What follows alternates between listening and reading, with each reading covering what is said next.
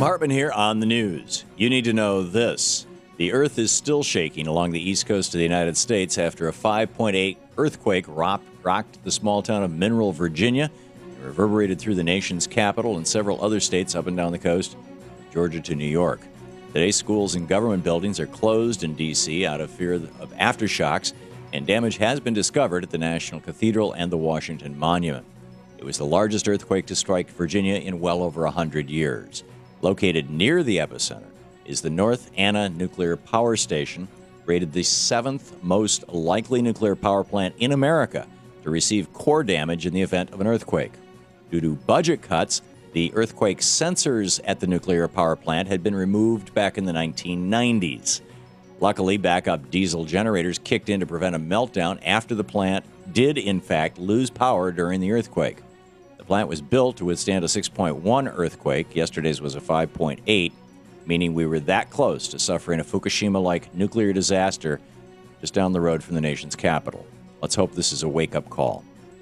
More arrests in front of the White House as demonstrators continue their pushback against the proposed TransCanada oil pipeline. Since Monday, more than 160 people have been cuffed in protests. The project, mostly pushed by the oil oligarchs out of Texas, will create a massive pipeline across America stretching from Canada to Texas. It will funnel 700,000 barrels of highly toxic crude oil every day across some of America's most treasured and pristine lands. Protesters of the project describe it as a 1,500-mile fuse to the biggest carbon bomb on the continent, a way to make it easier and faster to trigger the final overheating of our planet. President Obama can stop this project on his own with the stroke of a pen. And environmental activists around the country, many of whom believed President Obama's promises to heal the planet and voted for him, are hoping he doesn't turn his back on them now. This is a big test for the president. Will he be the transformational president who takes our country in a new energy direction, or will he cave in to the demands of big oil? In the best of the rest of the news, where in the world is Muammar Gaddafi? Yesterday, Libyan rebels tightened their control of Tripoli and stormed Gaddafi's military compound, looting treasure, weapons, cars, even Gaddafi's iconic military hat. But the real prize, Gaddafi himself, is still nowhere to be found as the revolution churns on. Although he did reportedly release an audio tape encouraging his supporters to keep up the fight. Meanwhile, a dangerous situation is developing at the Rixos Hotel in Tripoli, where 37 foreign journalists, including a few Americans, are holed up and under assault. The hotel is located in one of the last remaining strongholds of pro-Gaddafi forces and has been under attack by rebel soldiers since yesterday, putting journalists who are strapped into bulletproof vests in the middle of a gun battle.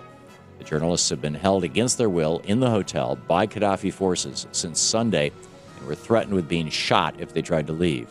Let's hope those who risk their lives to bring us the news get home safely. Meet Congressman Paul Ryan, best lawmaker money can buy. The Huffington Post is reporting a number of tax loopholes being pushed by Paul Ryan that directly benefit his top campaign contributors, in some cases by name in the legislation. Ryan tried to pass pieces of legislation that opened up tax loopholes for a company, the household cleaning company SC Johnson & Son, with the bill even citing the company by name as deserving a tax break.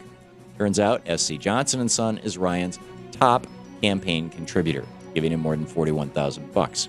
For Ryan's second biggest contributor, the National Wholesalers Association, he tried to pass another bill chock full of tax exemptions.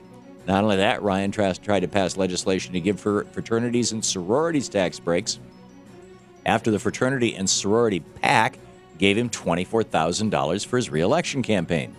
So I guess we know how to derail Paul Ryan's quest to eliminate Social Security and Medicare as we know them. We just have to pay him off. No money to cut the grass? Use sheep. Thanks to Republican Pennsylvania Governor Tom Corbett's $900 million cut to his state's education budget, $900 million that he used, by the way, to give special tax breaks to corporations and natural gas fracking companies, 2 schools now no longer have enough money to have the grass cut. Luckily, they're employing the help of sheep to get the job done. The Carlisle School District has hired 7 sheep to cut the grass, and the sheep come free of charge since they belong to one of the principals at the local middle school. All in all, using the sheep could save the schools $15,000 a year in mowing costs. which is actually a big deal now that schools in Pennsylvania have to scrounge for pennies under Governor Corbett's public education destroying agenda. Meanwhile, energy barons are enjoying a $400 million tax break in that state, as Governor Corbett has made Pennsylvania one of the only gas-producing states in the nation that doesn't tax fracking companies. But I guess that's what you'd expect from a Republican who received $835,000 from oil and natural gas companies during his campaign for governor. The jig is up for nonprofit colleges. Over the last few months, enrollment at for-profit colleges, what have become known as subprime schools, has plummeted, dropping more than 45% at some schools. These schools are known for bilking students and taxpayers, as well as other shady practices in the for-profit college industry.